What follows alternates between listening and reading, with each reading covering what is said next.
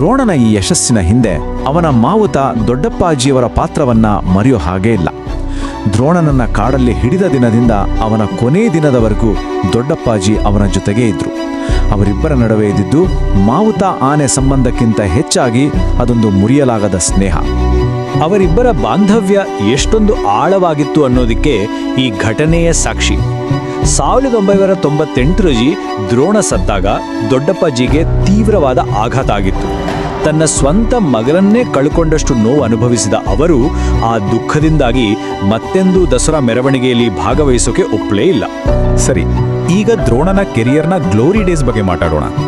ದಸರಾ ಹಬ್ಬದ ಅಂಬಾರಿ ಆನೆಯಾಗಿ ಅವನು ಮೆರೆದ ಆ 18 ವರ್ಷಗಳ ಆಳ್ವಿಕೆ ಬಗ್ಗೆ ಯೋಚನೆ ಮಾಡಿ. 18 ವರ್ಷ ಒಂದೇ ಒಂದು ಸಲನೂ ವಿಚಲಿತನಾಗದೆ, ಒಂದೇ ಒಂದು ತಪ್ಪು ಮಾಡದೆ ಅಷ್ಟು ದೊಡ್ಡ ಜವಾಬ್ದಾರಿಯನ್ನು ನಿಭಾಯಿಸೋದು ಅಂದ್ರೆ ಸಾಮಾನ್ಯ ವಿಷಯನ? ಪ್ರತಿ ವರ್ಷ ದಸರಾ ಬಂತು ಅಂದ್ರೆ ದ್ರೋಣ ಅಂಬಾರಿ ಹೊತ್ತು ಬರ್ತಾನೆ ಅನ್ನೋದೇ ಇಡೀ ನಾಡಿಗೆ ಒಂದು ಹಬ್ಬದ ಸಂಭ್ರಮ.